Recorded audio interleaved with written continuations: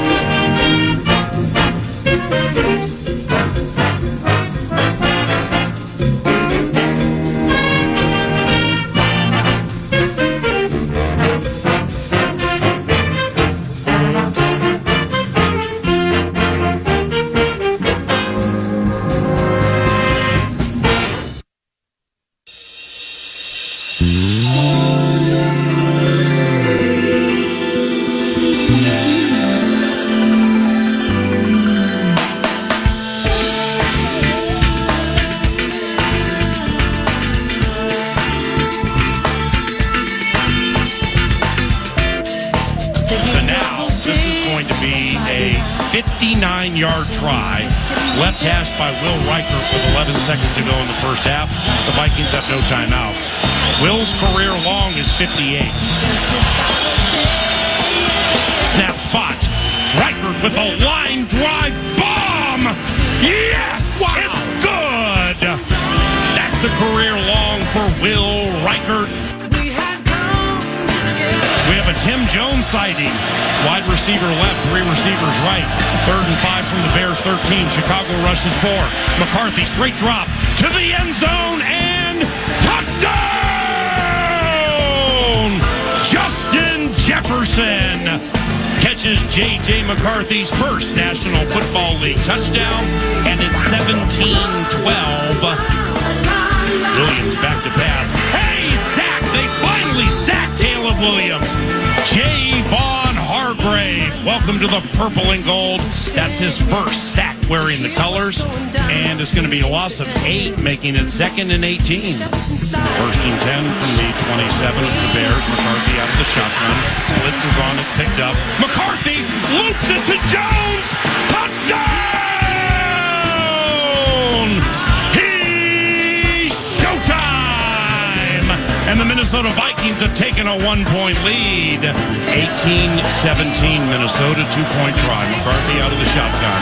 Big zero blitz. Pass right. Caught! Thielen for the 2. And Minnesota has taken a 20-17 lead. How about that?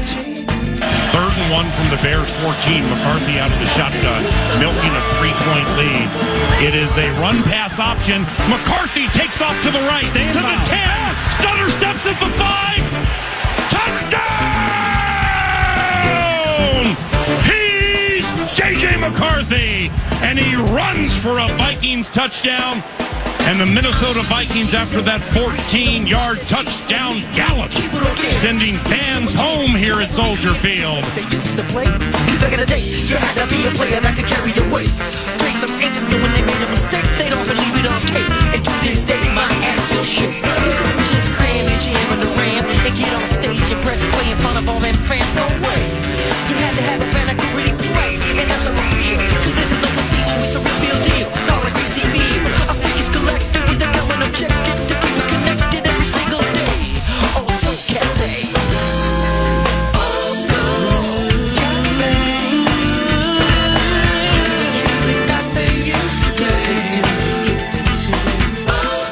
Hey, what's going on?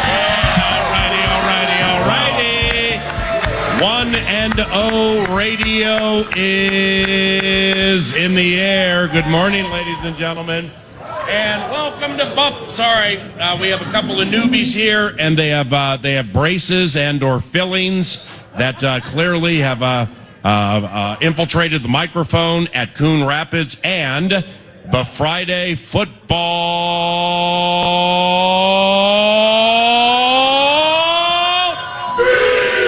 Football Feast. It's 1-0 Radio, ladies and gentlemen. Welcome. That was nice. This place is electric. That was a good one right there. Welcome, Paul Allen, with two co-hosts for the Friday Football Feast today and for the rest of the season. First, on the sound, the technical guidance by the impeccable Jared Wells, ladies and gentlemen. Nick Madden and his street team, ladies and gentlemen, here to serve your every need. With the Athletic, we have Alec Lewis and the producer of 9 to Noon, Eric Nordquist, who is mad producer. Good ovation right there. Yeah, great. Oh, it's great. good to be here. Well, we generally speaking, we like to begin the Friday Football Feast by throwing out shirts to make sure people have applause and stuff like that. But there are no shirts to be thrown out because one of the newbies threw them all out before the radio show. I mean, people were pumped for shirts. I know. You guys were all looking at me. You were clapping. You were excited. Yeah. And what were we supposed to do? I let her rip too early. But see, what Alec and or Mad Producer have learned here is that we will have the shirts. We will throw them out when the radio show begins, and we will ask for a little applause. Yeah. Because if the team has the audacity to lose 2 or 3 games in a row, it ain't going to be the same applause or energy that we just had into this radio show, and we need those shirts. No, we need that energy. You know what I'm saying? I don't think they're going to have the audacity, but I appreciate it. I don't think they're going to. I think we won't have to worry about 2 or 3 game losing streaks this year with this particular team. I don't think that's a problem. Somebody came to play. I'll hand out the T-shirts at 8 a.m. No worries about that. Let's party. Let's go. Playing fastball morning. Let's go. Okay, a couple of things for the surrogate radio kids to learn, given they are going to Paul Charchian, co-host of the Friday Football Feast for 15 years. He has relocated to Utah, so therefore Alec and Nordo are going to be by my side at the Friday Football Feast. So there are some things that we have to go over, that we didn't go over, that clearly we need to go over when it comes to the crowd and the shirts. And, for instance, my man back there in the blue shirt, that's Cookie Man, okay? Cookie Man pretty much comes every week, and he feeds the Love Covenant staff with just the best homemade cookies that ever have been made. Now, they were warm. He dropped them off. He said they're still warm. Right, but see, he started a couple of years ago doing that, and the overthinker, he's brilliant, but the overthinker that Paul Charchian can be, and this probably has a bit of pragmatic to it. It's like, I'm not sure I'm eating cookies from somebody I don't know because they may be laced and he may be a Packer fan. So instead, Nick Madden, Jared Wells, yours truly, we just dove into them and tested them. And the Cookie Man is super generous and super kind. Cookie Man, thank you. What other rules you got? You got KFAN Rube Nation over there with Katie, and you'll see some familiar faces every single week, as I have for 15 years, and a very joyous crowd here at Buffalo Wild Wings Coon Rapids. Clearly, you enjoyed the victory Monday night against the Chicago Bears. Wow. Okay, you thought that was loud? Watch this. Hey, what'd you think of your quarterback, J.J. McCarthy? Plug him in and watch him go. What'd you guys think of J.J. McCarthy? Just a quick little recap before we get into a single reason we feel what the Vikings will need to execute to prove victorious this weekend. And then we will recognize what happened last night. But Alec, you first. Yeah, it was that atmosphere. We were talking about this before we got on air. The national anthem of that game was unlike any national anthem I've ever. I mean, we're throwing shirts here.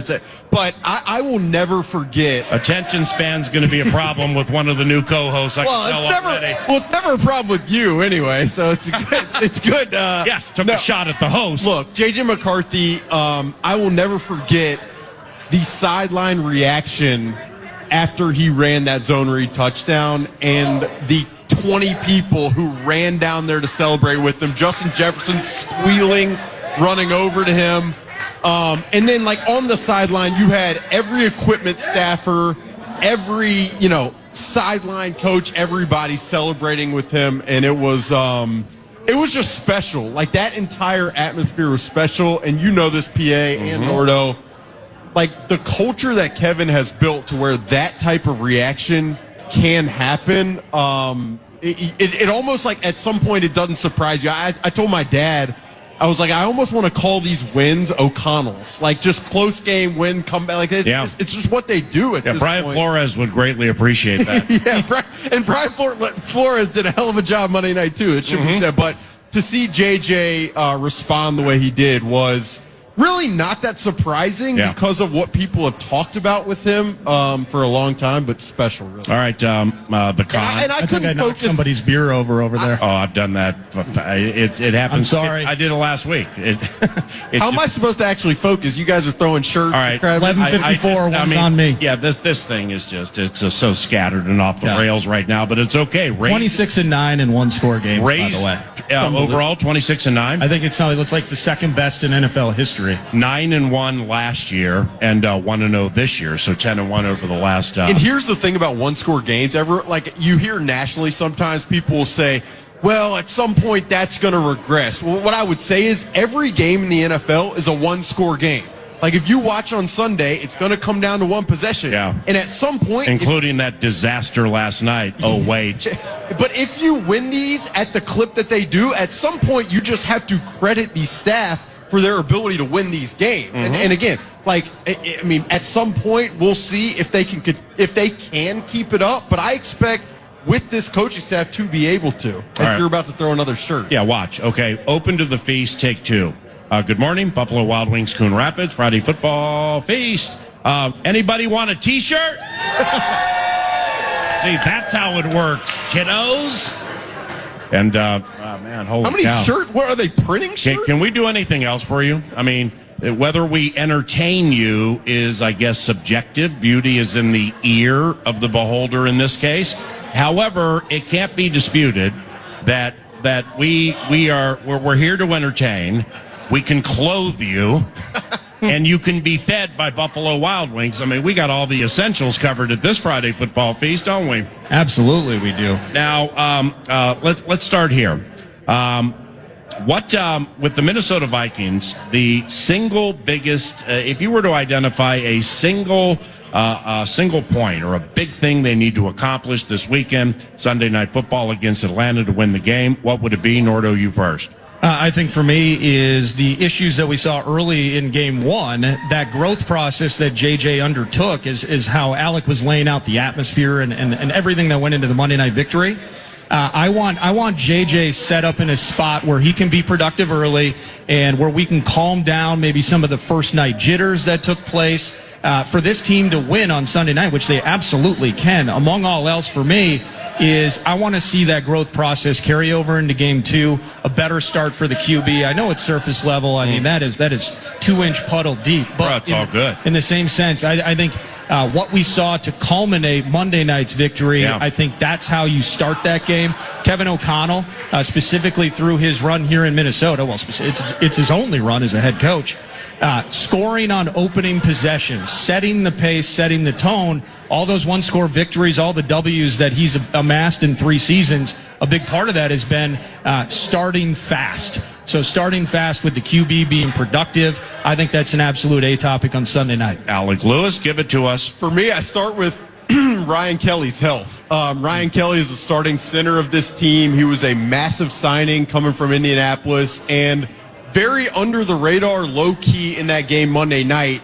In the second half, he was absolutely elite with his declarations in the run game. Part of the reason they were so good running the football in that fourth quarter was because Ryan Kelly is at the controls of the communication of that. So if he is not able to go, not only does that affect what they're able to do in the run game to set J.J. McCarthy up optimally, but it also would affect pass protection. That would probably mean Michael Juergens, the second-year pro from Wake Forest, would be starting at center, and then we'll see what happens at left tackle. If you don't have Christian Darrisaw, and then you don't have Ryan Kelly, and it's Donovan Jackson next to Justin School and Michael Juergens, I start to get a little dicey in the press box on the left side of the offensive line. So, see, as a journalist, you get dicey. As a rube, Nordo starts to stain his trousers. Yeah, we'll talk about it later on when we talk about maybe some appliances, some things that work, some things that flourish. can't wait to talk about the appliances. I need 71 back in a big way. Yeah, Justin School. You're in that talking game. about dicey. You're being very pragmatic. You'll write about it with all respect intended. There's not a lot of positive that I can say. Good in the run. Good in the run game he was on Monday night. That was nothing short, I think, of an unmitigated disaster at left tackle on Monday night, and that absolutely has to change, which plays into JJ starting faster. Yeah, I just think offensively in this game, if you can't, if you don't have two of your starting offensive linemen at left tackle and center, we'll see about Darisaw. And that, and you struggle running the football, then that places a lot on J.J. McCarthy. And I have full confidence that if there's a lot on his shoulders, he will be able to produce against a secondary and defense that is still kind of iffy to me. But I would much rather, you just much rather prefer to be able to build off what they started to do in the run game in the fourth quarter with Jordan Mason. And if they can't, it just puts a lot on J.J. McCarthy's shoulders, but he'll have the home environment this time to be able to operate, which will be positive. The game is at 7:20. The game is at 7:20 Central. I think the single biggest key for the Minnesota Vikings beating the Atlanta Falcons Sunday night is to make sure they know the game is at 7:20 and show up on time. Just show up on time, because what do Caleb Williams, Will Levis, C.J. Stroud, and Bryce Young all have in common? They're quarterbacks who have played in the NFL 2 years or fewer. Just like Michael Penix for the Atlanta Falcons, Brian Flores, coordinator for the Minnesota Vikings, 5-0 against quarterbacks 2 years and younger, and that includes some incredibly high picks in the draft. Michael Penix is next in line. So who's it going to be? What do you mean? Is it going to be Byron Murphy Jr., Isaiah Rodgers, Theo Jackson, who finds one of Michael Penix Jr.'s passes and sends it back to the end zone? Pick 6 on a Sunday night in Minneapolis. Tip pass by Javon Hargrave, intercepted by Eric Wilson, and there he goes inside the 20 to the 10. Touchdown, Vikings. Now, Chad Greenway just arrived, so 5-2 radio's around the corner. And, Alec touched on an A topic for the game, into which we will dive, some of these injuries. But before we get to that, last night, a division rival throttled the Washington Commanders. Well, let's, we talk a lot of trash and we mess around and, we do a lot of Friday Football Feast related things. But we need to be square with the situation. Green Bay looked fantastic last night. They look really good. The quarterback was in control. The coach, Matt LaFleur's play calling was on a roll last night. Holy cow, was he dealing last night. And Micah Parsons and Rashawn Gary went on the field at the same time. That impact absolutely was felt. Edgerrin Cooper, a linebacker, profited and benefited when those two were on the field. Debo looked slower than he did with San Francisco, and that was a little disconcerting. Marshawn Lattimore. Yeah, seriously, what happened to Marshawn Lattimore's game? Are you kidding me? No, he went from one of the elite shutdowns over the last few years, the injuries, and now he's a guy you pick on. Now he's a guy like they identified him. Like we're going to go pick on lighting the fuse with Mike Hughes on Sunday. People go after these kids former first rounder Marshawn Lattimore play after play after play. He looked over. I'll also say Jeff Hafley, the Packers defensive coordinator, that hire and the impact that hire has made there. I mean, it's in some ways similar to what Kevin did with hiring Brian Flores after Ed Donatel. Like it is that level of impact. And I know Kevin and Jeff Hafley are very close. They spent time together in Cleveland. They live right next to each other. Their families are still close. That guy can really call defense. And when you give him Micah Parsons as a toy to use, it is impressive. And I didn't know if their corners would hold up. They almost don't have the time. They don't have, like, the quarterbacks don't even have the time to hold up because of what their front's doing right now. Now, when Chad Greenway joins us around the corner, the first question broached will be, with the Packers, is that the target at which to shoot in the division, or is it vice versa? Should the Vikings be looked at as the target at which to shoot in the division? And are we completely dismissing and shortchanging the Motor City Kitties? We'll get into that and much more. It's the Friday Football Feast around the corner. Alec Lewis from The Athletic and TheAthletic.com. Nordo, the producer of 9 to Noon, and I'm Paul Allen. Good morning, ladies and gentlemen. It's 1-0 Radio. We're here to light a Mike Hughes fuse. We're here to light a Mike Hughes fuse, and we're here to entertain you up until about noon at the Friday Football. Be right back.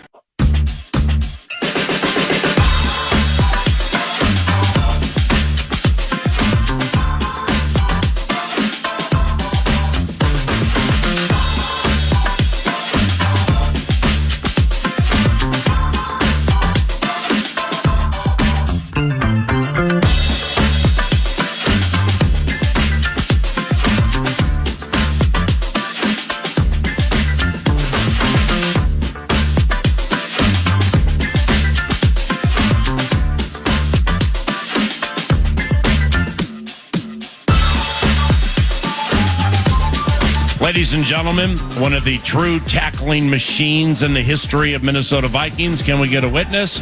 And a raucous round of applause for Chad Greenway. Get hype. Chad Greenway. 1-0 Radio. Week 2.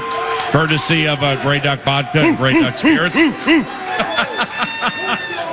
Hey, this is 1-0 Radio, man, and clearly you're feeling good about yourself, aren't you? Yeah, feeling really good about that first game. I mean, it was wasn't it beautiful though? I mean, like you watch back. I didn't watch the game live, but I watched back the extended highlights. I watched the whole deal. The momentum shifts in that game were dramatic. It was unbelievable, and you just stay with your guy through the fourth quarter, and the leadership, the things he's saying, the things that are coming out of the huddle. Man, do I love all that. Only negative, only L, my guy Cashman, and we know the impact of Cashman. Only L we took, which was a hard one, but we can hopefully overcome with our roster now. You got to be impressed with Eric Wilson, though, stepping the way he did. Not only special teams, blocking the punt and all of that. How about those veteran linebackers? But those old rangy linebackers. those linebackers that just 10 years in. Yeah. The guy has had under 2% body fat his entire life. Eric Wilson.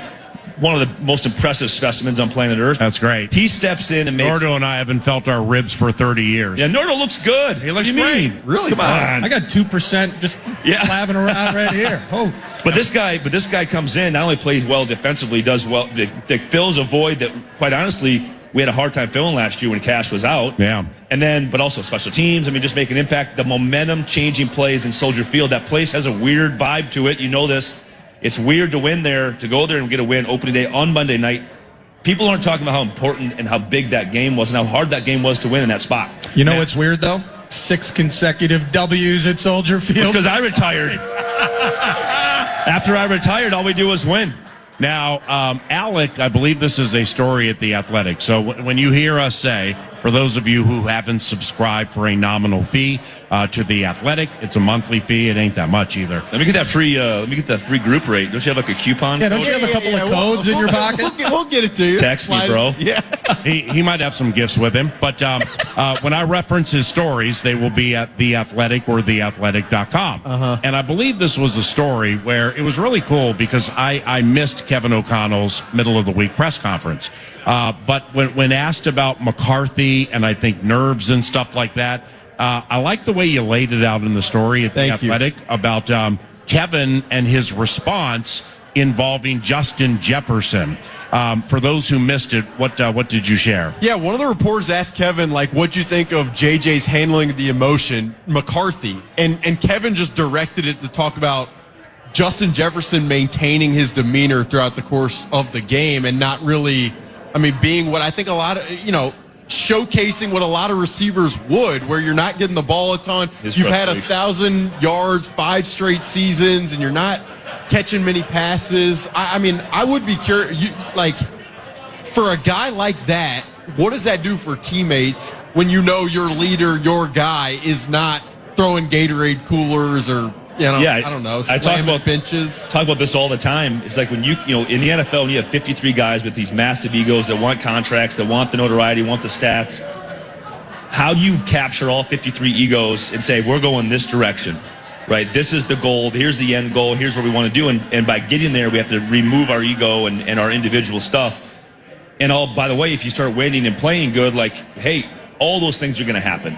And for your best player, your superstar, to not get frustrated, throw his hands up, have emotion. I mean, there's cameras everywhere, right? There's a camera watching JJ all the time on like a route where he got missed.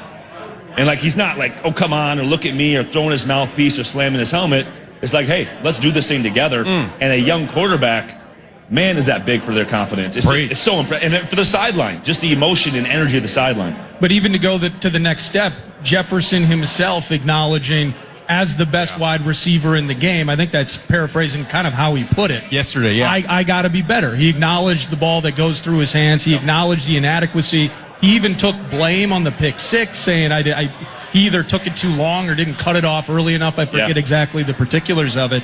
But it's kind of when best player on the team, when you can chip at that edifice, everybody else on the team is like, okay, I get it. And you mentioned kind of neutralizing those egos. Like Jefferson acknowledges he's imperfect, and as good as things were, it can be even better. And I assume 18 is going to be ready to rock. Yeah, and the word here is accountability. When he's able to say, hey, that one's actually on me. Like, man, does that spreads things around. He can handle it. He's a vet. We know what we have with him.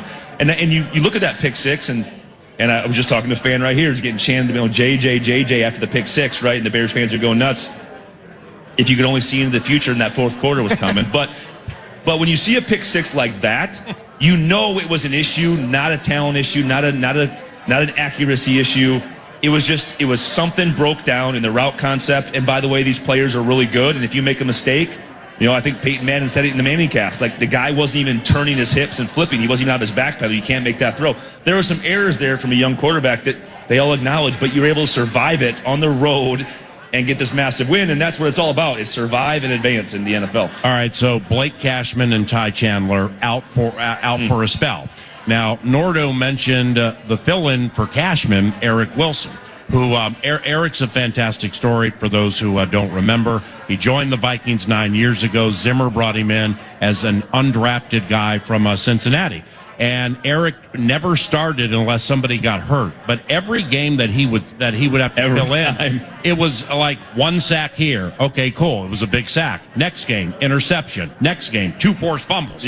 I mean, he did something big every single game, but he wasn't a consistent starter. So Eric has had a fantastic career. He's really done well for himself. But here's the hardcore in the weeds football question. Well, now Atlanta has film on him. So therefore, week 1 is the unscouted look week, as everybody knows. When somebody leaves and a replacement comes in, that's the unscouting of the unscouted. Well, now Wilson is going to be playing a lot, and Raheem Morris and the Falcons will have some film on him. What do you think changes? Yeah, I think you can describe Eric Wilson as flashy. I mean, when he comes in, he makes a play. He's around the ball. He makes something happen. And in that moment now, when you become sort of an every down backer, like they're worried about you. They're paying attention to you. They're watching what you do or your inadequacies and how they can attack you. Can we run right at this guy? Can he be physical at the point of attack? I think I would be more worried if he was year 2. The fact that he's a vet and he's literally seen everything in this league has me absolutely not worried one bit. As far as a fill-in for Cash, I mean, Cash, statistically last year, the most important defensive player we had. So good. And I think you have a stable, solid, athletic, splashy linebacker now who's going to take his place. Come in and do your job, make a play when the ball comes to you. I feel good about it, and I'm not worried about the scheme. Well, and he played pretty damn well for the Packers, too. And he got a ton of experience having to come in with their injury issues. Yeah. So it pains me to compliment him given the green and gold connection. But that leads to my confidence moving forward. But I want to ask you this. We were talking with your guy Lieber yesterday. Is he wearing green dot or is it Ivan Pace? I'm kind of curious in terms of, because some things I saw on Monday night, you come out with a victory and you love it, whether it was maybe some communication issues, placement issues, missing Hitman, I think was a factor in that conversation too. But green dot for an Eric Wilson, or is it Ivan Pace? It's going to come down to who's going to be on the field more and who's going to take the most snaps. So it depends on how they're going to build that personnel, what personnel they're going to be in the most against the Falcons. Can they trust him as being an every down backer? My assumption is going to be Eric Wilson. That would be mine. I mean, that'll be my guess. But it goes to show you, like, the importance of, like, that. You better have a backup, because it could have been Harry, right? Could have been the backup, the next guy. So you just never know what's going to happen in the league. And injuries are going to come, and how do you react to it? I also think like it places even more importance with the amount of energy that's going to be in that building and the noise defensively, like the communication for those guys. Like Eric Wilson, all right, buddy, now you're the green. I mean, he's been in this environment, but now you're the green dot. Now you've got to communicate with this noise, and the Falcons motion like a billion times a game. So there's going to be a lot of moving parts, and that probably adds to the challenge. People don't realize that this is, even in 2025, whatever the heck year this is, like the technology and the hearing apparatus in your helmet, when it's 3rd down and 6, and the Vikings fans are going crazy at US Bank, it is nearly impossible when Mike Zimmer has a full red man in his cheek to hear what is coming out of his mouth on 3rd and 6. Like, what blitz was this? Like, you would literally just make a call that you think he would probably call. Because you're like, I can't hear a word he's saying. And my guess is that Flores is maybe a little bit better than that. But the reality is it's hard. Like, to your point, and you get a little panicky because all of a sudden you feel the huddle break behind you. You can't hear him, and you got to have a call, and you better have an answer if you can't hear him. So sometimes I would just go, okay, what do I know I can trust? Boom, we go to a fundamental defense that I know we can survive. So we're kind of still in celebration mode, although there is a game on Sunday, and we'll eventually get to the Falcons. Hargrave and Allen. Are you kidding me on Monday night? And you want to talk about noise issues and all of that. When things are getting rowdy on Sunday night, their ability in front of the home crowd with the 160 decibels in that kid's face, Penix, with 93 and 97 in the mix. Yeah, and now you're looking at a flipped quarterback, so the left side becomes really important. The blind side now flips this week, which now your scheme is going to flip in some changes. You're going to have some blitzes coming from a different angle that you would have normally because you're going to have a different look at the quarterback. And the ball spins differently. But, it spins like a toilet in the southern hemisphere. The ball spins completely the opposite direction. I don't know how guys can even catch it. I really do wonder. You make Penix sound like a bidet, not a quarterback. Like he's a bidet, something different as the toilet operates, but at times, quite honestly, can be stimulating. Is the spin that different? Listen, I never played receiver, and I wasn't actually good at catching the ball, but I do hear all the time from people that it is way different. It's so interesting. You talking about that, their right tackle is not exceptional. I believe his name is Elijah Wilkinson. So you can imagine Jonathan Grenard probably. Well, yeah, I mean, you basically build the defense for right-handed quarterbacks, and that's what everybody does because you play that 90% of the time. And people don't put enough emphasis on the fact this is different now. Like everything they do is going to be flipped. Everything to the strong side. All the rollouts are different. Yeah. So like all of a sudden, if you always play right defensive end, and they're always booting away from you. Now they're booting to you. What does that feel like? You get different plays. You'll see a lot of those scouted looks this week. Do you ever adjust to that? Where if you had always played on the right side, you would actually potentially flip the week of? No, because I was always traveling with or against the tight end. Okay. So I was typically behind I like to be nice and cozy behind Kevin Williams at 3 technique. I just do That's better. A good place to hide. I just do better unblocked and be able to run free rather than taking on those gross linemen. We'll let Lieber do that. So, I mean, I would flip typically with the tight end or in nickel with the running back or with the tight end. So that's kind of how I would go more often. But defensive line now would be flipped. Like you could literally flip if you have versatile guys, which we do not have. I mean, you could flip your best rusher to that side and be on his blind side. Now, it's week 1, but the fact that we've built this roster through free agency for the last essentially 3 years blows my mind. Because during my years, you never even would consider it because of all the cash strapping, all the things that are going to come. Well, it was Jack Greenway's contract. Yeah, I just made so much money. It's demanded so much. Line of the day has been unfurled. Yeah. Still time to beat it. Now, Alec, just with your discernment and the injury report and the fact that you are at the facility basically every day, Andrew Van Ginkel and his inclusion this weekend is imperiled. I'm not going to say he's not going to play, but I'm also not going to declare he is going to play. Also, Harrison Smith. Now, he's out there running around a little more, getting the conditioning going from whatever's going on. You have that. We mentioned Cashman. Wilson slides in there. But what do you think of Hitman and or Van Ginkel if you were just ride discernment? Yeah, I'd say Van Ginkel has not practiced this week. Concussion. He's been in the protocol. They rarely push it with this staff and this medical staff. They've rarely pushed guys on short weeks. Yeah. When they have concussion-like symptoms. So I'd probably lean on the side of I don't expect Van Ginkel.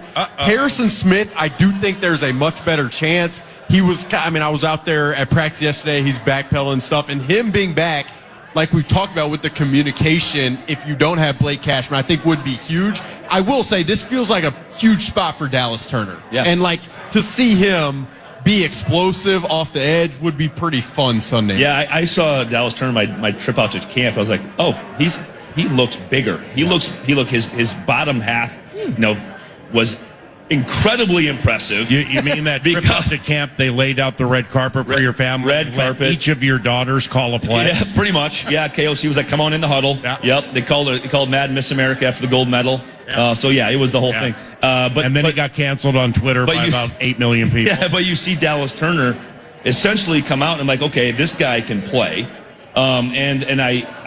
Now's the time. The opportunity is going to be in front of him this week, especially with we not know what's going to happen with Van Ginkel. I think, like, when you talk about Harrison Smith and his impact, it's like having your blankie when you're a baby. Oh. Like, he just makes or me doing this first feast without charge with these kids. But oh, yeah, you're doing great. You're hanging in You've there. got Chad. Oh, yeah, I'm tolerating. That's unbelievable. Yeah. These kids are so excited. It's fantastic. But anyway. But he's like having the guy, he's like a coach in the field. You trust him. You understand. He's going to get you in the right spots. He's going to get you out of a bad spot. And he's a guy, when he goes on the field, every quarterback is going to be told, you have to find 22 on every snap. Yeah. He's got the Ed Reed effect. It's like, you got to find that guy because he stirs the drink. Where's he at? Is he deep holes? Is he turning? He's at the line of scrimmage. Yeah. Now, do we even believe what he's going to do? Because he's so good at bluffing. And that's the impact, is you now are forced to schedule what 22's doing. When we return, this time we promise, who truly is the target at which to shoot in the NFC North? We've seen the green and gold twice. Everybody else has played once. Into it, out of respect, it was the Detroit Lions for me and at least this part of 9 to noon. But maybe that's not the case. We will discuss that with Chad Greenway. 5-2 Radio is in the air from Buffalo Wild Wings, Coon Rapids. This also is 1-0 Radio, and everybody's all fired up at the feast today, having a funky good time on KFAN. Man.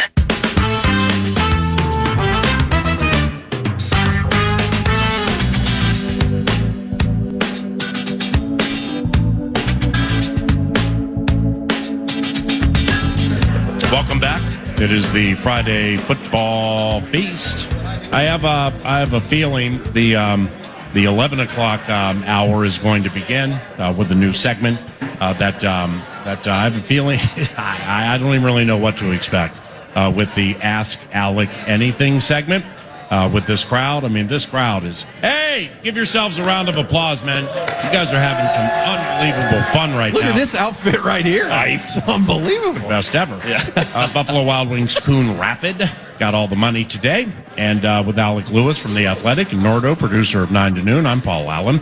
Chad Greenway, courtesy of Grey Duck Vodka and Grey Duck Spirits, each and every week at the Friday Football Feast. So, you're not a prisoner of the moment, okay? Now, Green Bay looked good. Looked good to very good against the Lions, and pretty much did the same thing last night, if not even a little better. And you've seen the Vikings and you've seen the Bears.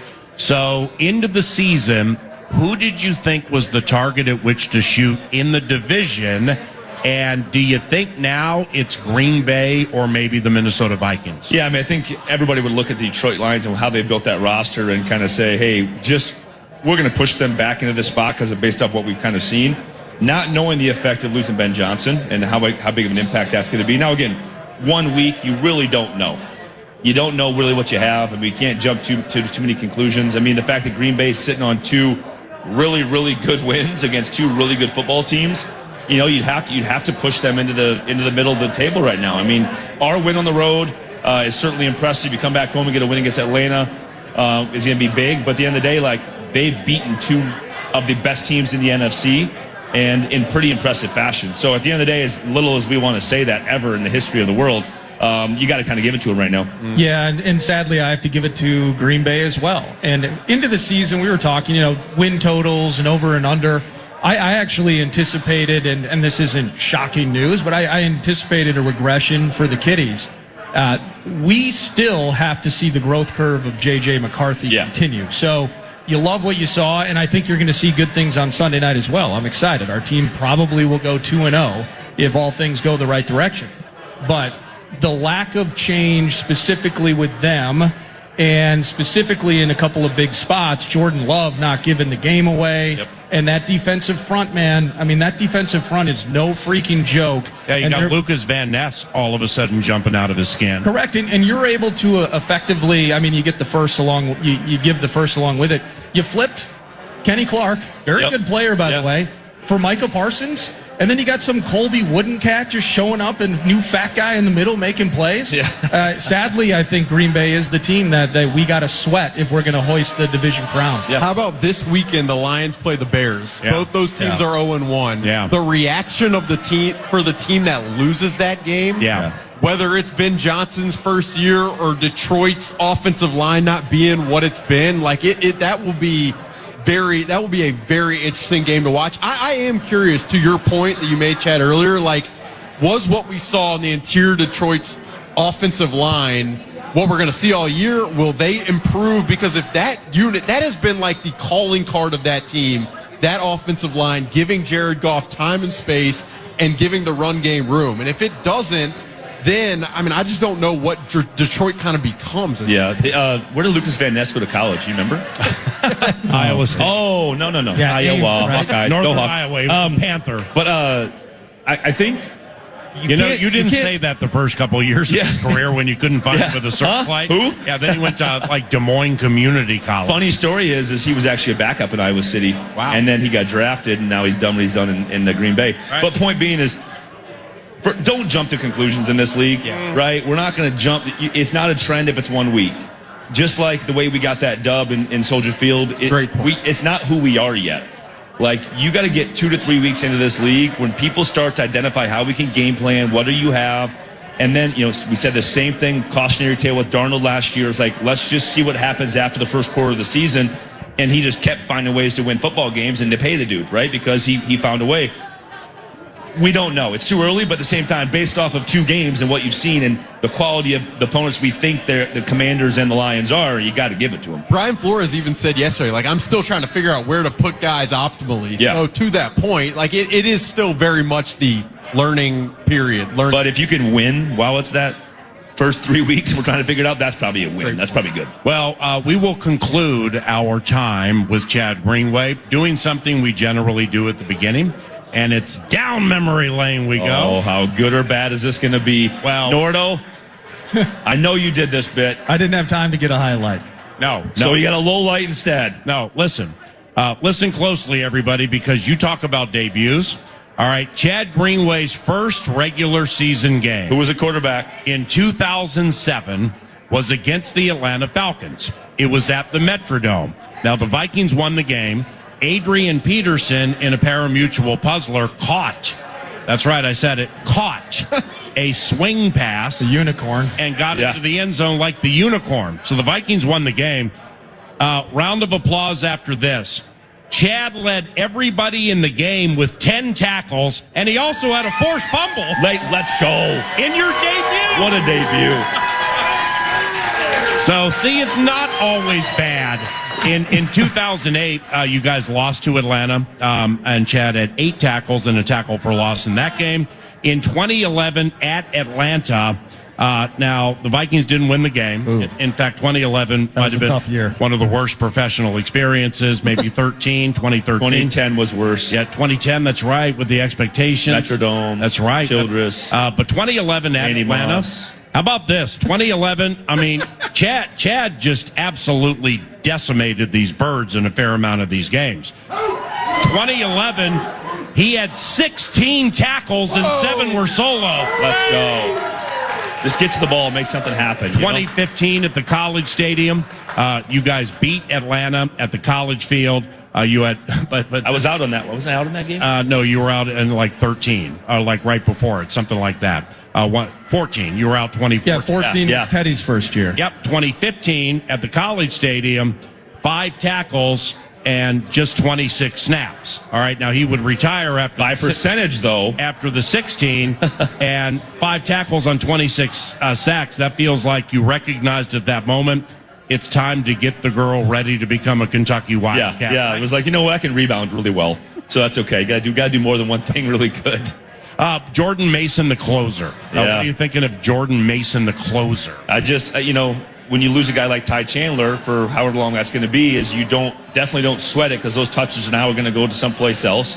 I think when you bring a guy like Mason in, you bring him in for the exact reasons of why we use him and why he was so effective in the second half and why our offensive line caught some rhythm.